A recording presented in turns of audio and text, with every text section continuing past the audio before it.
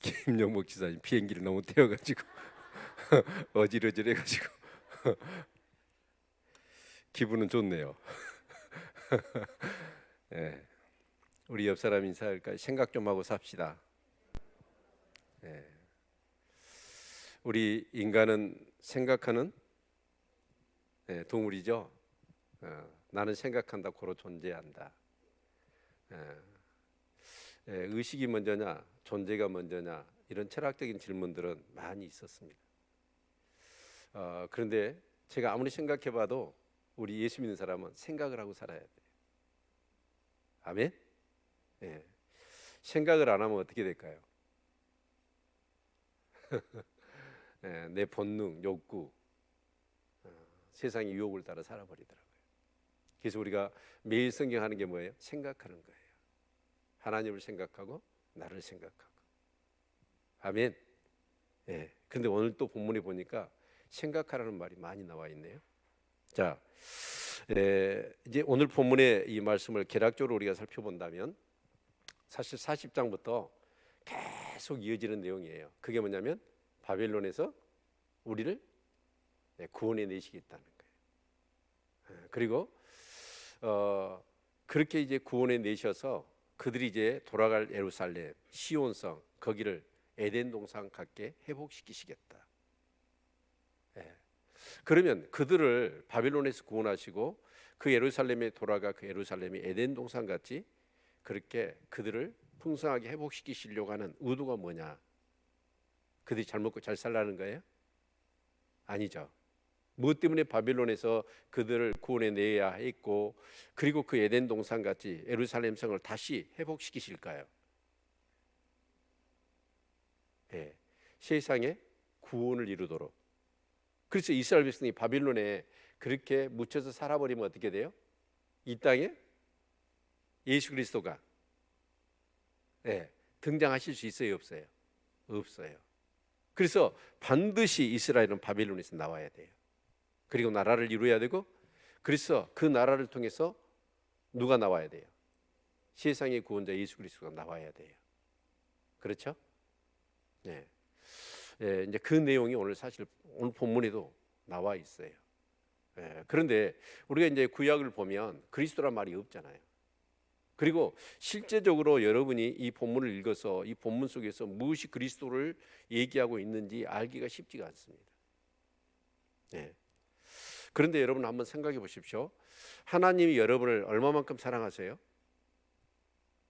하늘만큼 땅만큼 사랑하시죠? 근데 그 사랑을 어떻게 확인하시나요? 어떻게 알게 됐고 어떻게 해서 경험하게 됐고 또 어떻게 해서 여러분 확신하나요? 다른 거 아니에요. 말씀입니다. 아멘? 근데 우리는 하나님이 언약에 신실하시다고 그러거든요. 그러면 언약에 신실하시다 할 때 또 하나님이 나를 사랑하신다. 그럴 때 사랑을 우리가 살아있는 순간 태어나서 그래서 어느 정도 이제 인지 능력이 있어서 철이 들어가지고 그럴 때부터 하나님이 나를 사랑하신다 그렇게 생각하는 걸까요? 아니죠. 하나님의 사랑은 언제부터 시작됐을까요? 저와 여러분의 하나님에 대한 사랑이 창세 전부터예요. 정말 여러분 그 하나님이 언약에 신실하시다고 하는데 그 언약의 신실하심이 어느 정도냐면 여러분 창세 전부터 하나님은 계획을 세우셨잖아요. 아멘. 그리고 그 계획을 어떻게 해요? 수없이 사단은 어떻게 합니까? 그 계획을 망가뜨리려고. 그리고 그 주님을 따르고 주의 은혜를 받았던 사람들 또 어떻게 합니까? 배역하고 거역하고 불순종하고 그러잖아요. 그런데 하나님은 어떻게 하시는가요? 오직 홀로 하나님만 그 자신이 말씀하신 그 언약을 이루시기 위하여 특심을 가지셔요. 정말 이 성경을 깊이 이렇게 보면 창세전에 나를 얼마나 사랑하셨고 나를 위한 놀라운 계획들을 가지고 계셨고 그 계획을 한 치의 오차 없이 이루시기 위하여 하나님은 얼마나 특심을 가지시고 졸지도 아니하시고 주무지도 아니하시면서 정말 우리를 이해하셨는가 라는 것들이 여러분 정말 이 말씀을 통해서 확인해 가시는 은혜가 있고, 그렇게 믿음으로 살아갈 때 실제적으로 살아계신 하나님을, 그렇게 사랑하시는 하나님을 경험하시는 역사가 있기를 축원합니다. 아멘. 참 그런 것 같아요. 찬양을 하면서도 눈물이 나요. 우리가 두 곡 찬양했잖아요. 찬양을 하는데 막 눈물을 참으니라고. 그 은혜가 얼마나 큰지 몰라요. 그냥 말씀만 읽어도 눈물이 날 것 같고, 찬양만 해도 눈물이 날 것 같고, 여러분 그래요. 여러분 차를 타고 두 발로 걸어서 여기 오셨죠? 어떤 사람이 이게 기적입니다. 아멘. 배수연 집사님 신방을 갔는데 그분이 그러는 거예요. 얼마나 예배드리고 싶을까요? 성도들이 무지무지 보고 싶대요. 이렇게 하나님 앞에 거리낌 없이 예배할 수 있다는 것은 축복입니다. 아멘. 그래서 오늘 이 예배가 정말 뜨겁게 하나님을 만나는 말씀 속에서 예배가 되고, 창세전에 나를 얼마나 사랑하셨고, 나를 사랑하시는 그 사랑의 강도와 깊이야 넓이야 높이, 이 모든 것이 그 깊이가 어느 정도인지 오늘 말씀을 통해서 정말 깊이 깨닫는 그런 시간이 되셔서, 딴 생각하지 말고 허튼 짓 하지 말고 하나님만 바로 섬기시는 은혜가 있기를 축원합니다. 아멘.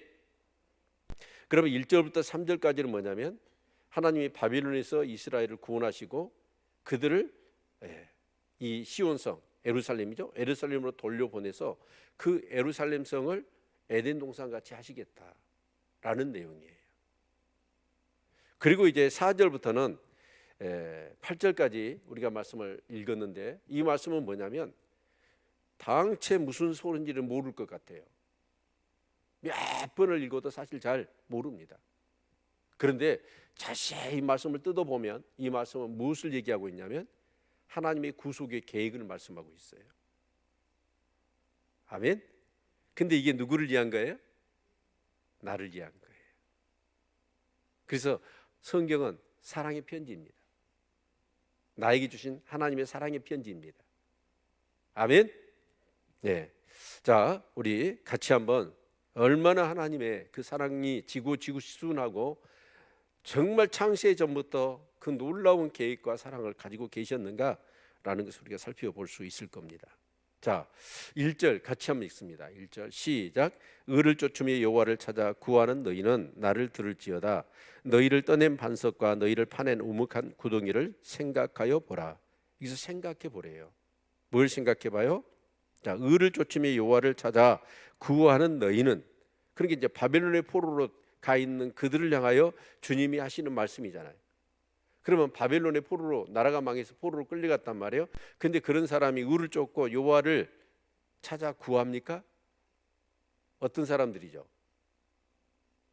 42,360명. 그런 자만이 돌아와요.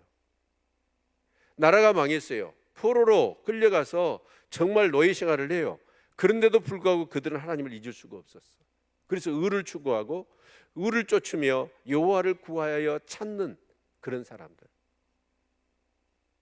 대표적으로 누가 있을까요? 다니엘이죠. 다니엘 1장을 봐보십시오. 여러분 다니엘 1장을 보면 여러분 다니엘, 사드락, 메삭, 아벳느고가 나오지 않습니까? 그런데 이 다니엘의 세 친구 이름이 원래 뭐예요? 하나냐, 미사엘, 그런 뜻이잖아요. 이름에가 전부 다 야와 엘이 붙어요. 야는 뭐예요? 야의 하나님, 엘은 엘사다의 하나님. 그러니까 그 유다의 그 소년들은 전부 다 뭐였냐면 하나님에 대한 신앙 고백이 붙어 있었어요. 그런데 바빌론 포로로 끌려가니까 여러분 몸만 옮긴 거예요? 나라가 없이 망해버리고 포로로 끌려간 것만이 전부가 아니에요. 완전히 여러분 그 왕이 바뀌고 문화가 바뀌고 종교가 바뀌어버려요. 그래서 하나냐와 미사엘 이름을 어떻게 바뀌어요? 사드락, 메삭, 아벳느고로 바꾸잖아요. 근데 그 이름에는 전부 다 어떤 의미가 담겨져 있어요? 바벨론의 신을 추앙하는, 바벨론의 신이 주인이라고 하는 그 이름으로 싹 바뀌어버리잖아요. 자, 우리가 일제시대 때 일본 놈들이 어떻게 했어요? 우리 민족을 말살하기 위해서 첫 번째 뭘 했습니까? 한글 못 가르치게 했어요. 일본어 가르치게 했어요. 한국말을 하면 어떻게 해요? 아이들 혼냈다고 해요. 그리고 창씨개명이 했잖아요. 이름을 다 바꿔버렸어.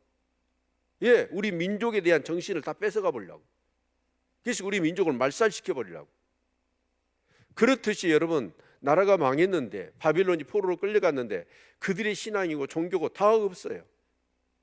자, 그런데 그런 애들이 어쨌든가요? 그렇게 얘기할 때 그런 어떤 유혹을 하고 그런 어떤 핍박이 왔을 때 그들이 신앙을 굽혀요? 안 굽히죠. 자, 다니엘과 다니엘 세 친구에게 뭘 먹였습니까? 앙의 진미를 먹였잖아요. 여러분, 나라가 망해서 포로로 끌려가서 그리고 인재로 발탁이 돼서 왕의 진미를 먹이면서 인재로 키운단 말이에요. 엄청난 축복이기에 특혜 아닙니까? 이런 상황에서 왕의 진미를 줘요. 그러면 여러분 어떠시겠어요? 얼마나 이 호사를 누린 겁니까? 얼마나 큰 축복입니까? 근데 그들은 뭐라고 그러던가요? 그거 먹지 않겠다는 거예요. 무엇 때문이죠? 우상 앞에 드렸던 그 음식은 우리가 먹지 않겠다는 거예요. 그러니까 한 관장이 뭐라고 얘기하냐면 너희들이 초치하면 내 목이 달아나야. 그러니까 이들이 뭐라고 얘기하던가요? 그 채소하고 물만 먹는데도 불구하고 왕의 진미를 먹는 아이들보다도 만약에 우리가 더 초췌해진다고 한다면 우리를 죽이십시오 그래요. 타협이 안 해요. 그러면서 여러분 채소하고 물만 먹잖아요. 그런데 그 믿음을 따라서 하나님이 어떻게 하시던가요? 다니엘의 세 친구가 초췌했어요? 아니요. 그들보다도 얼굴이 더 기름졌습니다. 그러니까 바벨론의 포로로 끌려가 있음에도 불구하고 그들은 뭐예요? 의를 쫓았어요. 하나님을 구하고 찾았단 말이에요. 자, 좀 있으니까 어떻게 했습니까? 신상에다 절하라는 거예요. 절하지 않으면 어디다 집어넣는다는 거예요? 극렬히 타는 풀무불에다 집어넣는다잖아요. 여러분, 그런데 그 친구들이 뭐라고 그러던가요? 하나님 우리를 구하실 것이고 만약에 그리 아니하실지라도 우리는 사실 하나님을 배반하고 그 신상한테 절하지 않겠나이다. 그래서 여러분 풀무불이 집어넣어버리잖아요. 그런데 어떻게 됐어요? 여러분 세 사람 집어넣는데 네 사람이 거기서 춤을 추고 있었어. 그래서 끄집어냈더니 어떻게 해요? 머리털 하나도 걸린 냄새가 하나도 없었어. 여러분 정말 우리가 이 세상을 살아가면서 의를 쫓고 하나님을 구하고 찾는 믿음의 삶이 되시기를 축원합니다. 근데 다니엘 같은 경우도 어떻게 했죠? 사자굴에 집어넣잖아요. 어떻게 해요? 하루에 3번씩 예루살렘 성문 있는 쪽을 향하여 창을 향하여 하나님 앞에 기도한 거예요. 예배를 드린 거예요. 그것을 빌미로 해서 그 바벨론의 제상들이 이 굴러왔던 이 제사장, 이 제상, 이 다니엘, 도저히 자기 실력으로 능가할 수 없는 지혜로운 이 다니엘을 어떻게 하든지 그냥 함정에 집어넣어서 죽여버리려고 왕을 꼬드겨 가지고 그 조소를 내리게 했잖아요. 그런데 다니엘이 어떻게 해요? 그 조소의 의인이 찢긴 줄을 알면서도 어떻게 하던가요? 예전에 하는 그대로 하루 3번씩 기도하잖아요. 이게 의를 쫓는 거고 하나님을 찾고 구하는 거예요. 아멘. 여러분은 어떠세요? 지금 우리 민수기 말씀에 계속해서 우리가 예배에 대해서 말씀했고 절기에 대해서 말씀을 했거든요. 자, 그런데 그 예배를 얘기하고 절기에 대해서 얘기를 할 때 가장 중요하게 하나님이 여기셨던 게 뭐예요? 그러죠. 매일 드리는 예배. 매일 드리는 예배.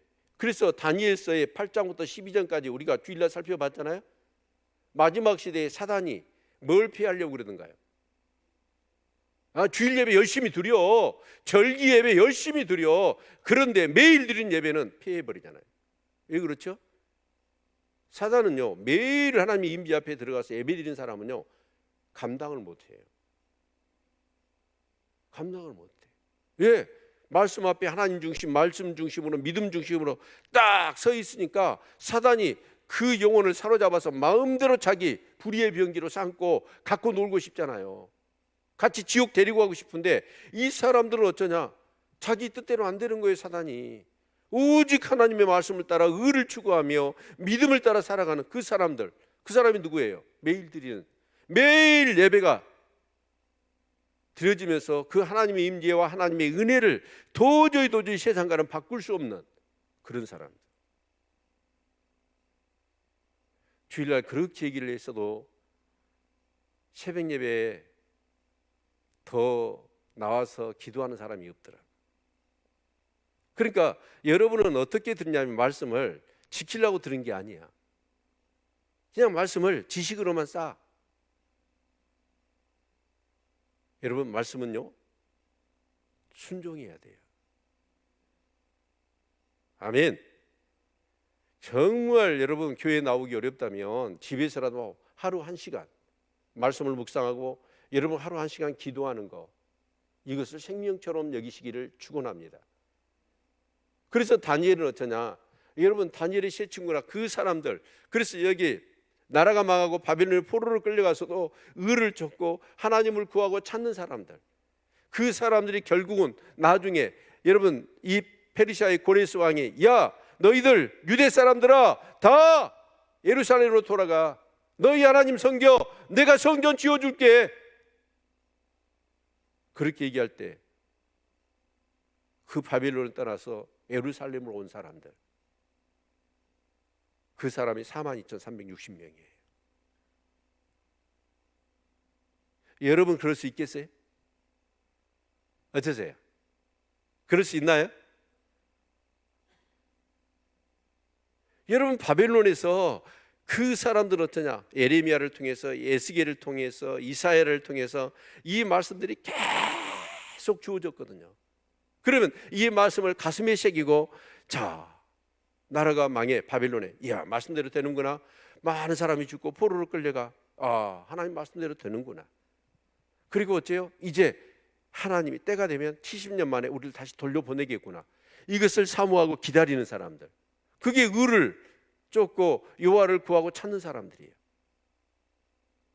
그런데 나머지 사람들은 어땠을까요? 대부분의 사람들은 뭘 했냐면 그 바벨론에서 살아남기 위해서 열심히 수고하고 벌면서 땅 사고 집 사고 집 짓고, 그런 사람, 그런 사람들은 아까워서라도 못 나오지.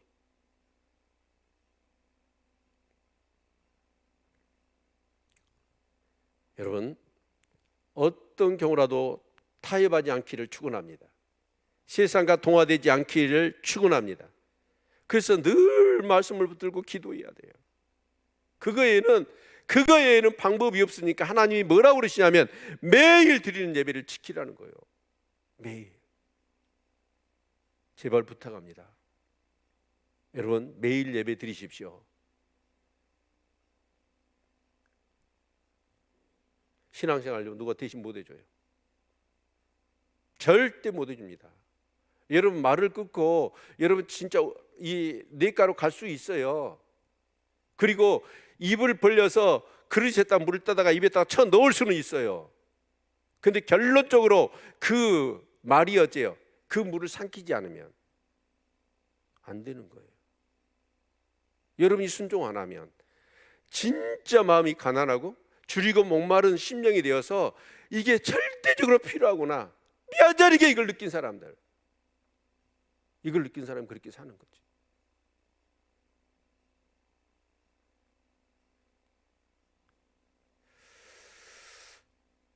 너희는 나를 들을지어다. 하나님의 말씀을 들어야 돼요.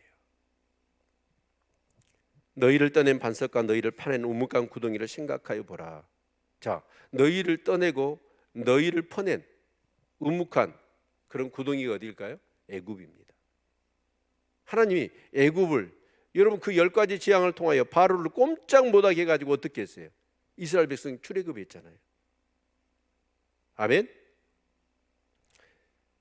여러분이 구원받은 사실을 믿으십니까? 이 세상 가운데서 우리를 어떻게 해요? 하나님이 창세전에 택하시고 부르셔서 이렇게 하나님을 섬기는 그런 하나님의 자녀 삼아 주신 줄로 믿습니다. 이 사실을 여러분, 이 믿음의 정체성을 절대로 여러분 세상 재미하고 맞바꾸지 않기를 축원합니다. 그 방법은 다른 거 없어요. 날마다 말씀 앞에 여러분 내가 정말 매일 드리는 예배, 그걸 통해서 깨어 있는 수밖에 없습니다.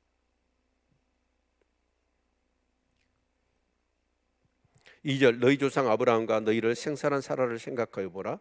아브라함이 혈을 단신으로 있을 때에 내가 부르고 그에게 복을 주어 창성케 하였느니라.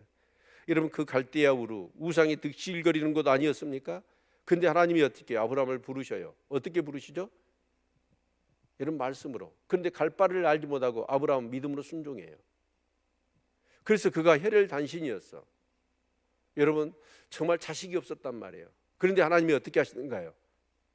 창세기 12장에 내가 너로 큰 민족을 이루고 너에게 땅을 주며 천하 만민이 너로 인하여 복을 받게 하겠다라고 말씀하셨잖아요. 아멘. 그래서 결국은 여러분, 아브라함이 백시에 이삭을 낳았어. 이삭도 여러분 쌍둥이를 낳았는데 둘이 아니고 하나라요. 야곱이 12아들을 낳았잖아요. 12아들을 낳아서 야곱이 결국 그 70명의 가족이 애굽으로 건너가죠. 예, 애굽으로 건너가요. 세상에 동화되거나 타협하지 말라고. 아멘. 그래서 애굽으로 가. 그리고 430년 동안 있으니까 어떻게 해요? 20세 이상으로 장정만 60만 명이 됐어. 그래서 출애굽을 한 거 아닙니까? 하나님이 약속하신 대로 창성케 된 줄로 믿습니다. 그런데 아브라함에게 주셨던 여러분 큰 민족, 그리고 그 땅 가나안 땅을 향해서 이제 출애굽을 하잖아요. 근데 그것은요 부수적인 하나의 복이었습니다. 진짜 복은 뭐예요? 그 민족과 그 땅을 통해서 누가 나와야 돼요? 천하 만민이 복을 받는 예수 그리스도가 나와야 된다고요. 아멘. 그 일을 이루도록 이스라엘 백성들이 거기서 정말 제사장의 나라가 돼야 될 텐데 그들이 어떻게 했어요? 그 가나안의 문화, 그 가나안의 우상, 그 가나안의 풍요로움에 젖어가지고 그들이 어떻게 했어요? 타락해 버렸잖아요. 남북으로 갈라지고 결국 북이스라엘을 아수리에 멸망당하고 남유다는 바빌론에 멸망을 당하잖아요. 그래서 여러분 포로로 끌려간 거예요. 그런데 3절, 대저 나 여호와가 시온을 이루하되 그 모든 황폐한 곳을 이루하여 그 강야로 에덴 같고 그 사막으로 여호와의 동산 같게 하였나니 그 가운데 기뻐함과 즐거움과 감사함과 창하는 소리가 있으리라. 자, 하나님이 시온이 어디예요? 네, 성지순례를 가보면 시온성과 예루살렘성 사실은 그 한 일부입니다. 시온성이 다윗성이거든요. 그래서 예루살렘성 안에 있어요. 자, 그런데 사실은 이 시온은 예루살렘을 얘기하는 겁니다. 그래서 그 예루살렘을 이루어요. 그리고 그 모든 황폐한 곳을 이루하여 그 강야로 에덴 같고 그 사막으로 여호와의 동산 같게 했다는 거예요. 아멘. 그러니까 여러분 봐보십시오. 이스라엘 백성들 그 예루살렘 성을 어떻게 해버렸어요? 유대 땅을 바빌론이 여러분 침략해서 성전에 돌 위에 돌 하나도 남지 않고 다 무너져 버렸잖아요. 그리고 포로로 끌고 가버리니까 그 땅은 어떻게 됐어요? 짐승의 터전이 돼버렸어요. 황폐한 곳이 돼버렸어요. 그런데 하나님이 느닷없이 누구를 페르시아의 고레스를 통해서 그 애국가 구스와 스바를 대속물로 주고 그리고 이스라엘을 구속하셔요. 그래서 이 고레스 왕이 어째요? 이스라엘 백성들을 갑자기 부르더만 뭐라고 그래요? 너희들 다 가! 너희 땅으로. 너희 하나님 섬겨. 필요한 거 성전 내가 다 지어줄 테니까. 세상에 그런 법이 있어요, 없어요? 에? 아니 제국이 그 약한 나라를 점령해가지고 그냥 놔주고 그 많은 돈을 들여서 성전까지 지어서 하나님 섬기라고 하는 나라가 있어요, 없어요? 없지요. 그런데 이런 말씀을 누가 하셨어? 하나님 미리 말씀하셨죠? 말씀하시고 시간 되니까 정확하게 하나님 말씀하시는데 그 일들이 일어나는 거예요. 여러분 일제시대 때 우리가 나라를 빼앗겨 버렸잖아요. 근데 물론 독립투사들이 이제 만주에서 막 이렇게 막 독립운동도 하고 그랬지만 사실은 우리나라가 일본으로부터 독립할 것에 대한 소망이 있었을까요? 없었을까요? 거의 없죠. 거의 없어요. 우리 힘으로는 그 일본을 제압해내고 우리가 해방을 갖는다는 것은 있을 수 없는 일이죠. 그런데 여러분 어떻게 하셨어요? 우리 민족을. 여러분 미군이 히로시마에 또 원자폭탄 하나 팡 터뜨려요. 그러니까 일본이 어떻게 항복할 줄 알았어. 근데 항복이 안 해요.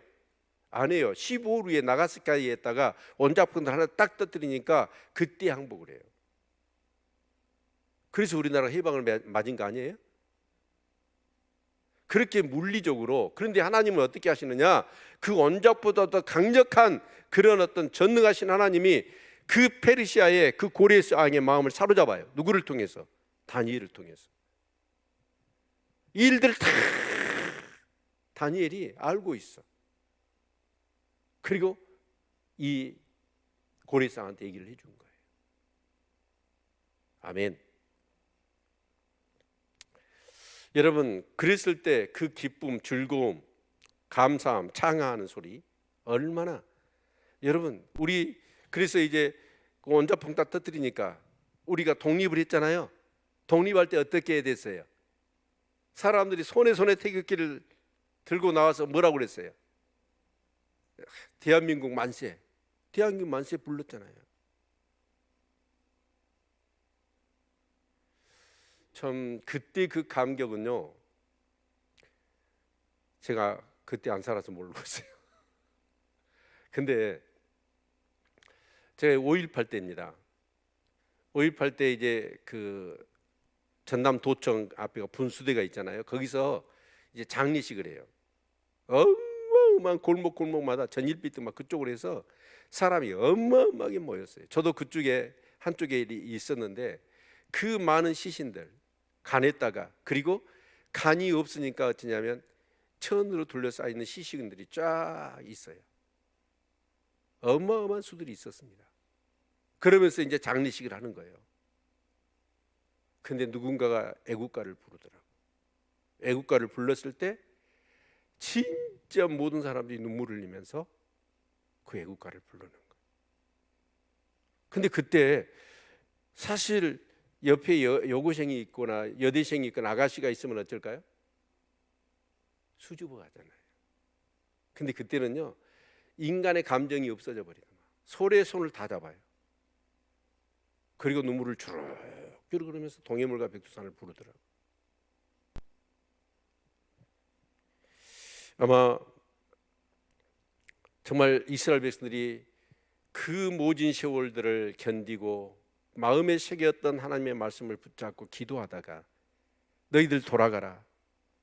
그때 돌아와서 정말 구속의 역사를 이루어가는 그 백성들의 그 심령에는 이런 정말 뜨거운 감격, 그 기쁨, 즐거움이 가득했을 겁니다. 사실은 그런데 저와 여러분에게도 이 감사와 기쁨과 즐거움이 가득할 수 있기를 바랍니다. 왜 그럴까요?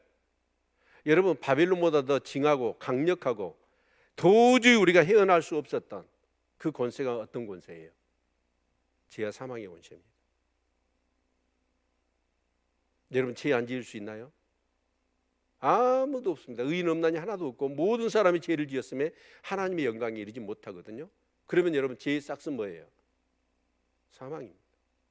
우린 지옥 가야 돼요. 그래서 죄와 사망의 권세를 이 땅의 그 어느 누구도 여러분 이겨낼 수가 없어요.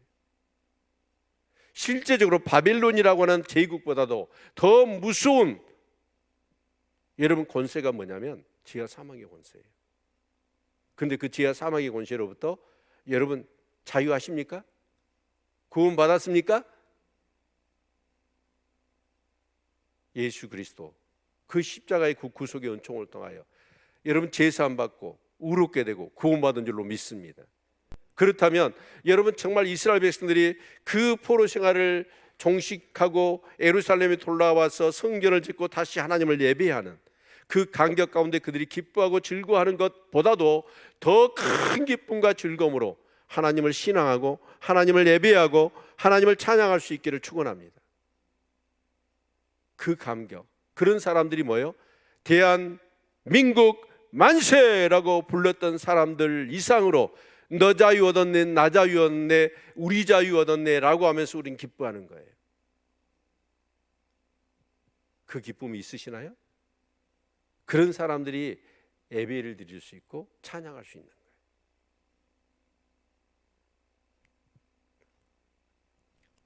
그 독재, 그 권력 앞에서, 이 힘 앞에서 무참하게 인격들이 말살되어지고 억압, 착취를 당하고, 여러분 그랬던 사람들이 그 모든 것들로부터 해방을 받았을 때 그 감격과 기쁨은 얼마나 큰 거예요. 그런데 죄와 사망의 권세는 그거하고는 비교할 수 없는 거예요. 지옥까지 데리고 가잖아요, 우리를. 그런데 그것으로부터 우리가 자유하게 됐어요. 아멘. 감사할 수 있기를 축원합니다. 자, 그래서 하나님은 이제 지금 이 말씀, 이사야는 BC 700년 시대예요. 아직 이 일이 일어났어요, 안 일어났어요? 안 일어났어요. 200년 후에 일어날 일이에요. 그럼 4절 얘기합니다. 내 백성이여 내게 주의하라. 내 나라여 내게 귀를 기울이라. 이는 율법이 내게서부터 발할 것임이라. 내가 내 공의를 만민의 빛으로 세우리라. 자, 이 4절부터 이제 8절까지의 이 내용은 뭐냐면, 아까 제가 뭐라고 그러던가요? 4절부터 8절까지는 그러죠. 하나님의 구원의 계획, 구원의 계획을 말한다고 그랬어요. 자, 구원의 계획에 있어서의 가장 핵심은 누굴까요? 예수 그리스도죠. 그것을 알면 4절부터 8절까지가 풀려요. 자, 내 백성이 내게 주의하라. 내 나라여 내게 귀를 기울이라. 항상 저와 여러분은 하나님의 말씀에 귀를 기울일 수 있기를 축원합니다. 이게 사는 거예요. 듣는 자는 살아나리라. 그런데 예배에 참석해 놓고도 말씀이 안 들려요. 그거 죽은 거예요. 여러분 정말 말씀을 들을 때 사모하시기를 바랍니다. 예. 그래서 이는 율법이 내게서부터 발할 것입니다. 율법이 뭐예요? 율법은 몽학 선생입니다. 그렇죠? 가정교사예요. 누구한테 인도하는? 우리를 예수님께로 인도하는. 믿으십니까? 그래서 율법은 뭐냐? 바로 우리가 얼마나 죄인이라는 것을 깨닫게 하는 거예요. 우리가 율법대로 살려고 하는데 사라져야 안 돼요? 안 되잖아요. 그 율법의 기능은 뭐예요? 우리가 죄인이라는 것을 깨닫게 하는 거예요. 죄라고 하는 것에 대한 나의 한계, 그것을 깨닫게 하여. 그래서 그 죄 앞에서 내 의지로, 내 힘으로 그 죄를 이겨낼 수 없다라고 하는 그 절박함과 한계성을 느끼고 항복하는 거예요. 그러면 그런 항복하면 우리는 소망이 없잖아요. 그런데 소망 깃발을 딱 드신 분이 계셔. 누구예요? 예수님이에요. 우리 죄와 그 죄로 인한 모든 죄를 우리 주님이 담당하셨다는 거예요. 믿으십니까? 그래서 성경 전체가 예수 그리스도에 대한 얘기예요. 아멘. 그래서 이는 율법이 내게서부터 발할 것임이라. 그 예수 그리스도를 통하여, 그리고 내가 내 공의를 만민의 빛으로 세우리라. 내가 공의를, 만민의 빛. 자, 그러면 사실은 이 말씀은 우리가 이미 살펴봤어요. 이사야 42장을 보시면, 자, 이사야 42장 같이 한번 살펴봅시다.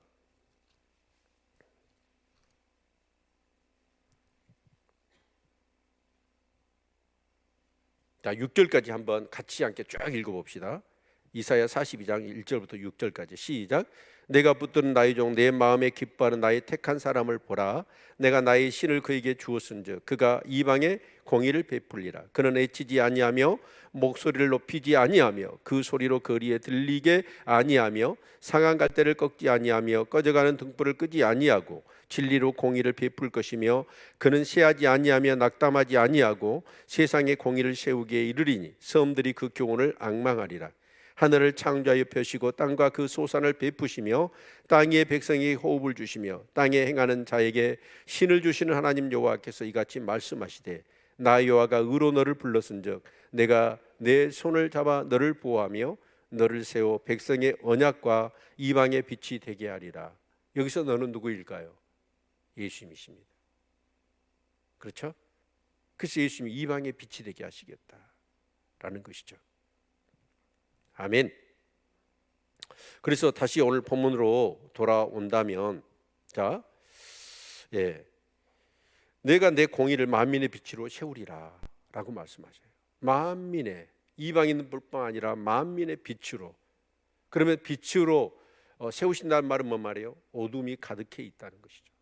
죄악으로 어두운 이 땅, 오직 자기밖에 모르고 정말 그런 세상을 말하는 것이죠. 그런데 자, 내 공의를 만민의 빛으로 세우리라고 해요. 내 공의가 뭐예요? 체데크잖아요. 공의. 여러분, 공의와 정의를 구분할 수 있습니까? 예. 어떻게 보면 공의는 하나님의 말씀이라고 할 수 있을 겁니다. 자, 그런데 하나님의 말씀대로 안 살아요. 안 살면 어떻게 해야 될까요? 정의가 살아 있어야 되겠죠. 정의가 살아 있어서 말씀대로 안 살면 벌을 줘야 되고, 말씀대로 살면 상을 줘야 되겠죠. 그래서 우리가 사법정의, 경제정의 얘기하지 않습니까? 사법정의가 뭐예요? 법이 고무줄처럼 늘어나서 사람들하고 적용점이 다 다른 게 아니라 이 법이 정확해야 돼요. 근데 이 사법이 어떻게 합니까? 대통령이 딱 이렇게 취임식을 할 때 뭐 하던가요? 사법정의, 경제정의 반드시 세우겠다고 그러잖아요. 근데 자기 권력을 위해서는 어떻게 해야 돼? 사법을 손에 잡아야 되잖아요. 그래서 자기가 주물딱 해버리잖아요. 여러분, 정말 그렇습니다. 그런데 여러분 한번 생각해 보십시오. 자, 공의로운 재판장이 누구예요? 하나님이시죠. 자, 그런데 공의로운 재판장이라는 게 뭘까요? 자, 김용모 지사님이 예를 든다면 죄를 지었네요. 자, 죄를 지었어요. 제가 재판장이에요. 제가 공의로운 재판장이에요. 근데 우리 김용모 지사님 아까 나 비행기 태웠잖아요. 따따따 비행기. 그래서 죄 없다고 해버려. 그러면 저는 공의로워요, 공의롭지 못해요? 공의롭지가 못한 거예요. 공의라는 건 뭐냐면 절대적으로 그 법에 의해서 여러분 정확하게 형을 때려야 돼요. 가깝다고 해서 뇌물을 준다고 해서 여러분 그게 달라질 수가 없는 거예요. 그런데 여러분, 우리가 하나님 나라의 재판장에서는 재판을 할 때 공의로 재판을 하거든요. 그런데 여러분, 죄의 싹은 뭐예요? 사망이죠. 그런데 죄라는 게 어떤 걸까요? 큰 죄가 있고 적은 죄가 있을 거예요. 그런데 죄의 싹은 사망이라 할 때 큰 죄는 사망이고 그 가벼운 죄는 사망이 아닌가요? 모든 죄. 그러니까 우리가 거짓말을 할 때도 거짓말이 어떻게 해요? 새빨간 거짓말이 있고 노란 거짓말이 있고 하얀 거짓말이 있고 그러잖아요. 그러면 대부분 사람은, 여러분, 하얀 거짓말은 죄예요, 죄가 아니에요? 거짓말이죠. 근데 하나님 나라 법정에서는 새빨간 거짓말을 하더라도, 여러분, 하얀 거짓말을 하더라도 다 죄예요. 그럼 죄의 결과는 뭐예요? 사망이요. 어디 가는 거예요? 지옥 가요.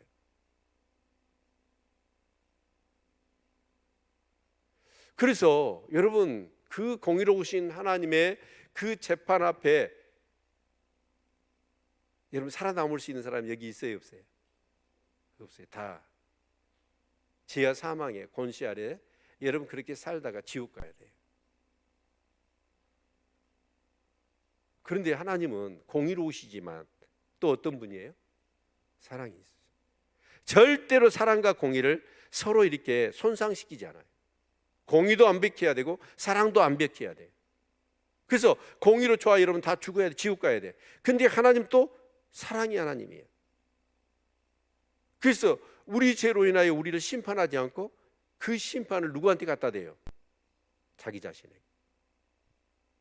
이게 사랑이죠. 그게 십자가잖아요. 이제 말은 이렇게 쉽잖아요. 근데 그걸 체험해야 돼요. 체험할 수 있기를 바랍니다. 여러분, 그러면 그 공의와 사랑에 근거하여 구원을 받고 그 은혜와 사랑으로 정말 의롭다 하고 하나님의 자녀된 사람이 죄를 지을 수 있을까요, 없을까요? 없어요. 죄를 지을 수 있느니라? 없느니라. 아멘. 그래서 여러분, 그 진짜 구원받는 하나님의 사람은 어떠냐면 죄와 피 흘리기까지 싸우는 거예요. 아멘. 그렇게 살아가시기를 축원합니다. 그래서 그 빛으로 공의의 근가의 그 빛으로 우리 주님을 이렇게 세워주시는 것이죠. 그래서 5절 같이 읽어봅시다. 시작. 내 의가 가깝고 내 구원이 나갔은즉 내 팔이 만민을 심판하리니 섬들이 나를 앙망하여 내 팔에 의지하리라. 여러분, 내 의가 가깝고 내 구원이 나갔은즉, 그 의는 어떤 의예요? 내가 노력과 내 선행과 내 의지를 통해서 내가 의롭게 된 거예요? 그렇게 의를 이룰 수 있다고 한다면 예수님이 올 필요가 없어요. 여러분, 우리는 의롭지가 않아요. 근본 자체가 그렇습니다. 아멘. 이 의는 믿음으로 의롭게 된 거죠. 예수 그리스도를 믿음으로 의롭게 된 거예요. 아무리 죄를 짓고 또 죄를 지어도 예수님이 내 죄를 위하여 피 흘려 죽으신 나의 구주 나의 하나님이라는 사실을 확실히 믿는 사람, 그리고 그렇다면 정말 그 사랑에 근거하여 이제는 주님을 사랑해서 다시는 죄를 짓고 싶지 않는 사람. 아멘. 그래서 내 의가 가깝고 내 구원이 나갔은즉, 이제 구원이 이루어졌단 말이에요. 이제 그랬을 때는 어떻게 해요? 두 가지가 나타나요. 하나는 심판이고 하나는 구원이죠. 그렇죠? 그래서 내 팔이 만민을 심판하리니, 팔은 뭐예요? 능력을 말하잖아요. 그래서 하나님이 어떻게 하십니까? 심판해요. 그러나 또 어떤 자들에게는 뭘 합니까? 나를 앙망하여 내 팔을 의지하리라. 심판받는 자가 있고 구원받는 자가 있다는 거예요. 아멘. 여러분, 노아 시대 때 제일 큰 죄가 어떤 죄일까요? 노아 시대 때 거기에는 막 간음한 사람도 있고 도둑질한 사람도 있고 살인한 사람도 있었을 거예요. 노아 시대 때 9시 뉴스 보면 그런 사람 많이 나올 거예요. 그러죠? 근데 제일로 악한 죄인이 누구예요? 그들에게 구원을 위해서 방주를 지었잖아요. 그걸 안 믿는 사람이에요. 그걸 안 믿는 사람은 어쩌냐, 그 노아 가족이 120년 동안 방주를 짓잖아요. 근데 그 하나님이 그들을 구원하시기 위하여 구원책을 마련했어. 근데 그걸 안 믿어버려. 오늘 시대에 가장 악한 사람이 누구예요? 예수 안 믿는 사람이에요.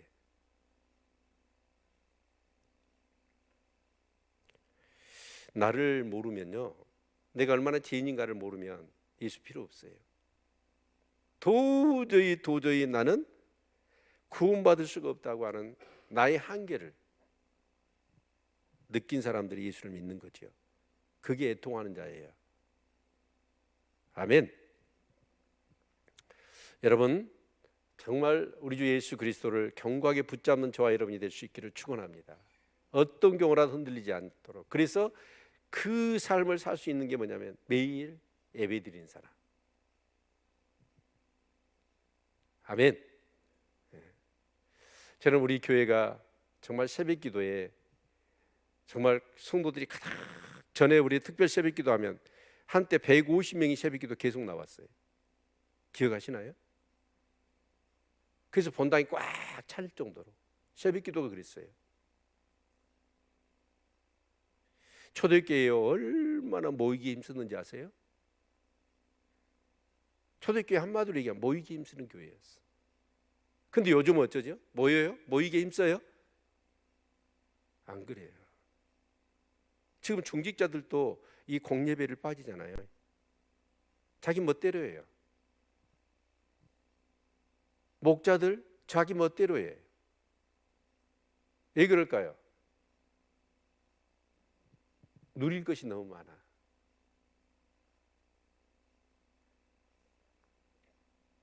하여튼 여러분, 정말 내 스스로가 그렇게 모이고 열정을 갖고 신앙생활을 하지 않으면 나도 손해지만 교회도 손해예요. 교회도 같이 죽는 거예요.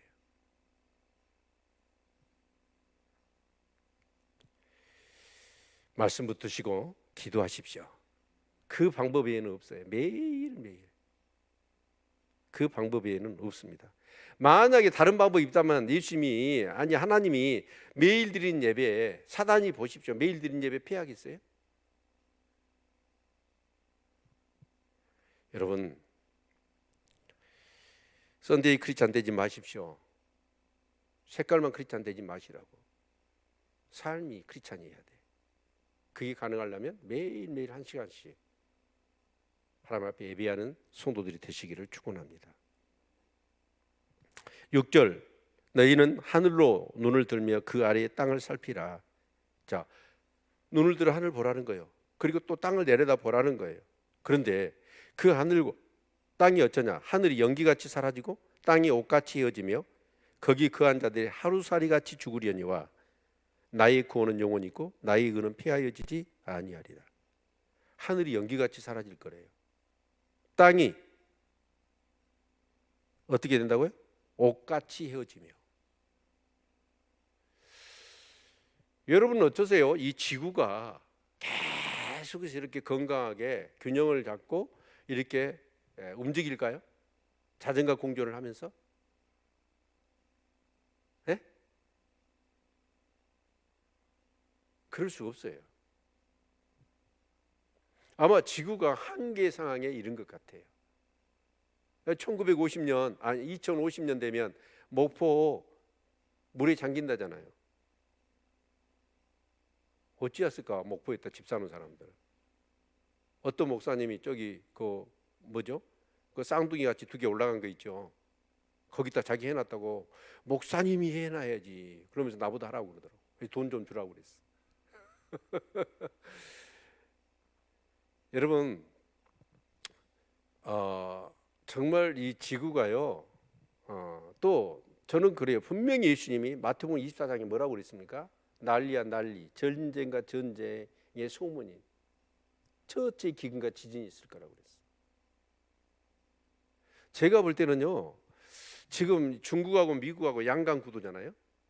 지금 소련하고 그 어디죠? 네. 지금 어디죠? 우크라이나하고 이제 전쟁을 하잖아요. 전쟁을 하는데 그 때문에 이제 소련이 약화됐어. 그래가지고 엊그저께 뉴스 봤더니 블라디보스토크 항을 소련한테 중국한테 내줘봤더라고. 사용하라고. 그 항이 소련이 잡고 있잖아요. 그러면 중국 사람들은 어떻게 해야 돼? 무역을 하려면 이렇게 뺑 돌아가야 돼.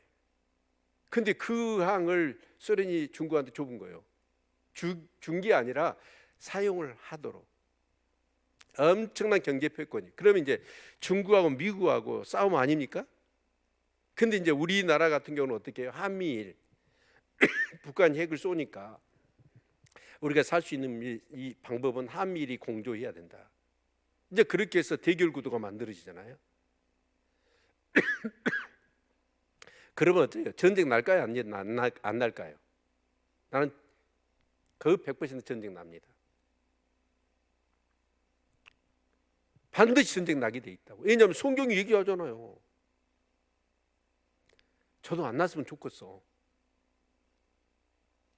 그런데요, 하나님 말씀대로 마지막 때가 되면 그렇게 될 거예요. 가장 먼저는 이제 이런 상황 속에서 천재지변이 일어나겠죠. 천재지변이 일어나면 어떻게 될까요? 여러분, 이 경제 사슬이 다 만들어져 있는데 이 천재지변이 일어나면 이게 다 끊어져. 그러면 뭐 국제협약이고 유엔이고 필요 없어. 우선 살아야지. 그러니까 힘 있는 사람이 장땡이야. 그래 힘 있는 사람이 약한 나라 가서 어떻게 해요? 뺏어와서 자기 국민 살리는 거 아니에요? 그렇게 될 거예요. 그때는 도덕과 윤리가 있습니까? 평화라는 게 있습니까? 없어요. 생존의 문제가 달렸는데.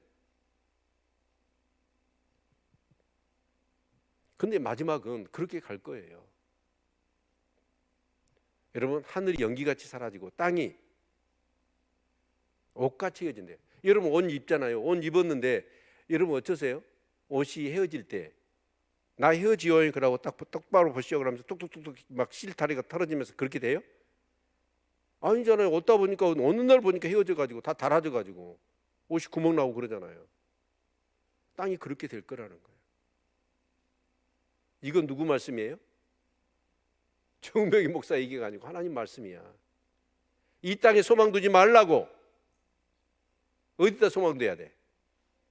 하나님 나라에 소망을 둬야지. 그래서 하루살이 같이 죽으면 돼요. 하루살이 같이, 하루살이 같이. 지금 우크라이나 봐보십시오. 아니, 우크라이나라네. 어디요? 오늘, 예, 맞죠, 우크라이나. 자, 근데 오늘 예전에 제 머리가 지금 이러네. 그러니까 비행기를 너무 많이 태워갔대요. 좀만 태우라니까. 근데 어느 날 밤에 막 미사일 막 이렇게 들어나가지고 사람이 하루아침에 죽잖아요. 하루살이 같이. 아마 그걸 얘기할 거예요. 지금이야 사람 생명이 얼마나 고귀합니까? 생명이 얼마나 숭고한 거예요. 근데 전쟁이 일어나면 어때요? 어쩔 수 없이 하루살이에요.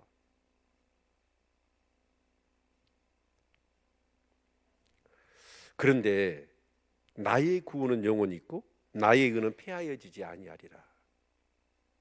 와, 여기에 소망이 있는 거 아니에요? 나의 구원은 영원히 있고 나의 의는 폐하여지지 아니하리라. 여러분 어떠세요? 자, 한번 제가 여러분에게 질문을 던져볼게요. 나는 의인이라고 하는 사람 손 들어보세요. 나는 의인이라는 사람. 네, 4명 손 들었습니다. 자, 손 안 든 사람은 다 죄인이니까 지옥 가야 돼. 다시 물어볼게요. 나 의인이라는 사람 손 들어보세요. 손 안 들어요? 지옥 간다는데 손 안 들어? 그러니까 우리는 왜 손을 안 들까요?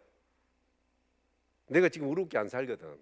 맨날 죄만 짓고 살거든. 그러니까 사단이 어떻게 해요? 내 양심에 너는 죄인이야. 근데 우리가 의롭게 된 게 뭘로 됐다고요? 믿음으로 된 거잖아요. 그건요, 의의 흉배를 가져야 돼. 믿음으로. 사단이 막 화살을 쏘서 우리를 고소해, 참소해. 너 죄인이야, 너 죄인이야. 그러고도 목사야, 그러고도 장로야, 그러고도 예수 믿어. 그런데 여러분, 믿음으로 그걸 이겨내셔야지. 예수님이 내 죄를 위하여 십자가 피 흘려 죽으셨잖아요. 아멘입니까? 그래서 우리는 의인이에요. 근데 의인이었다가 죄인이었다가 왔다리 갔다리, 그건 아닌데요.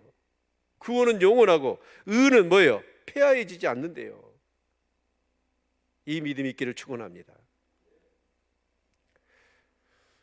감정에 어떤 상황에 따라서 내가 바뀌는 그 믿음이 아니라고. 우리 믿음은 누구를 믿는 거예요? 나를 믿는 게 아니라 예수를 믿는 거잖아. 아멘입니까? 그래서 7절, 의를 아는 자들아, 마음에 내 율법이 있는 백성들아, 너희는 나를 듣고 사람의 해방을 두려워 말라. 사람의 비방에 놀라지 말라. 여러분, 반드시 이제 이런 일이에요. 자, 예수님이 오셔서 뭘 주신다고 그랬어요? 검을 주는 게 아니라, 에? 진짜 우리가 이렇게 믿음의 삶을 살아갈 때 영적으로 본다면 어때요? 영적 전쟁이잖아요. 그럼 우리가 믿음 생활을 하면 가령 이제 그 가족 얘기를 들지 않습니까? 가족에 우리의 적이 누구예요? 부모도 될 수 있고 형제도 될 수 있어요. 내가 예수를 믿어. 예수를 믿지 않을 때는 가족이 그렇게 평화로웠어. 근데 내가 예수를 믿는 거요. 예수를 믿는다는 것 때문에 어때요? 가족이 막 불화가 생겨, 갈등이 생겨. 왜 그럴까요? 인간적으로는 가깝고 친척이고 가족이고 그래요. 근데 영적으로는 알잖아요. 소속이 다르잖아요. 그리고 생활하는 가치관, 추구하는 모든 삶이 다 달라. 그러니까 어떻게 해요? 여러분, 당장이 어째요? 예수 믿으면 우리는 어디 가요? 예수 안 믿으면 이 전제가 깔려 있잖아요. 그러면 자, 가족 안에 나는 예수 믿어 천국 가. 그러면 상대적으로 아니, 전에 그것이 없을 때는 평안했어. 근데 예수 믿는 사람이 생기니까 영적으로 본다면 예수 믿는 사람 천국 가. 상대적으로 어째요? 예수 안 믿는 사람은 지옥 간다는 전제가 깔려 있는 거예요. 영적으로 그걸 아는 거죠. 그래서 불화가 생겨.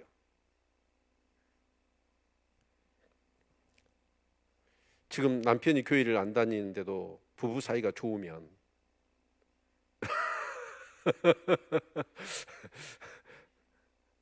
심각한 영적 전쟁이 일어나야 될 줄로 믿습니다. 아멘 안 하시. 그런데 그런 사람들의 핍박, 그런 해방들, 그런 것들을 두려워하지 말라는 거예요. 네. 여러분 정말 우리가 그런 견고한 믿음이 있기를 축원합니다. 구원은 영원하고 의는 폐하여지지 않아요. 그런데 사단이 우리를 참소하기도 하고 어떤 환경과 핍박과 그런 유혹들을 통해서 우리를 해유해요. 예수에게서 등 돌리도록 하기 위해서. 그런데 어느 정도 되어져야 되냐면, 저희들이 훈련이 되어져야 되냐면, 초대교회 성도들 보십시오. 자, 그 초대교회 성도들은 어쩌냐? 예수를 믿는다는 한 가지 이유 때문입니다. 다른 거 없어요. 한 가지 이유 때문에 어떻게 했어요? 원형경장에 끌어내서 사자들이 물어뜯어요. 근데 여러분 사자들이 여러분 물어뜯으면 여러분 어떠시겠어요? 비명 지르겠어요? 찬송 부르겠어요? 아니 한번 생각해봐. 찬송이 나올 것 같아요? 내 입에서 비명 소리가 나올 것 같아요? 아야 아빠야 그러겠어요? 막 할렐루야 찬송을 하겠어요? 초대교회 성도는요 사자들이 물어뜯는데요 찬송을 했어. 나 세상에 간 곳이 없는 거예요. 그걸 보고 로마 사람들이 뒤집어져 버리잖아요. 그 정도 되셔야 돼. 아멘. 네. 놀라지 말고 두려워하지도 마십시오. 그럴 믿음이 있기를 축원합니다. 그러려면 어떻게 해야 될까요? 지금 내 믿음이 반석 같아야 돼. 조금 참 겁나가지고 놀래가지고 내가 누군지도 몰라버리고 그러면 안 되죠. 자 8절 그들은 옷같이 조매에게 먹힐 것이며 그들은 양털같이 벌레에게 먹힐 것이로되 나의 의는 영원히 있겠고 나의 구원은 세세에 미치리라. 그들은 옷같이 조매에게 먹힐 것이며 그는 양털같이 벌레에게 먹힐 것이로되. 우리도 그러잖아요. 저도 참 아끼는 옷이 하나 있었어요. 근데 그 옷을 철이 바뀌어서 이제 세탁을 해갖고 넣어놨어. 다음에 입어봤더니 구멍이 났더라고. 내가 담배 핀 사람도 아닌데. 봤더니 좀이 먹어버렸어. 구멍을 뚱 뚫어놨더라고. 그런데 그 해방하고 비방하는 사람들은 어째요? 옷같이 좀에게 먹힐 거라는 거예요. 그런 자를 우리가 두려워하면 되겠냐는 거예요. 두려워할 자를 두려워하시기를 바랍니다. 그분이 하나님이십니다. 아멘. 그래서 나의 의는 영원히 있겠고 나의 구원은 세세에 미치리라. 그래서 정말 저와 여러분이 어떤 경우라도 반석 같은 그런 믿음을 가지시고 특히 이제 1절에 있는 것은 의를 쫓으며 여호와를 찾아 구하는 너희는. 그래서 여러분 결국은 이제 이 바벨론에서 그들이 돌아온 사람이 몇 명이라 했다고요? 42,360명. 그 사람들은 돌아와요. 어느 날 갑자기 주님이 빡 도적같이 오실 거예요. 그때 정말 믿음을 가지고 주님을 맞이하는 기름뚱불 준비한 지혜로운 5천여가 있을 거고 그렇지 못하는 어리석은 5천여가 있을 거예요. 그들은 전부 다 주님을 기다리는 자였어요. 그런데 그 중에서 5천여만 주님을 맞이해요. 주님이 신랑으로 오십니다. 아멘. 신랑으로 안 오시면 우리가 주님 앞에 갈 거예요. 주님 앞에 설 거예요.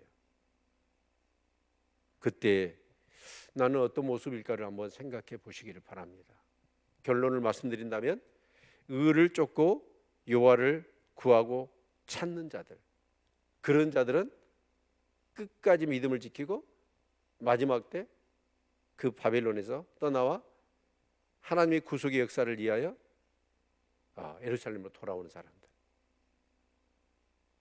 그런 저와 여러분이 될 수 있기를 축원합니다. 어떤 경우라도 세상과 타협하지 마십시오. 세상에 동화되지 마십시오. 더 경건하고 더 거룩함에 더 정말 진력을 다하시는 우리 성도님들 되시기를 축원합니다. 그래서 매일 드리는 예배, 이게 너무너무 소중합니다. 내일 새벽에 봅시다. 기도할까요?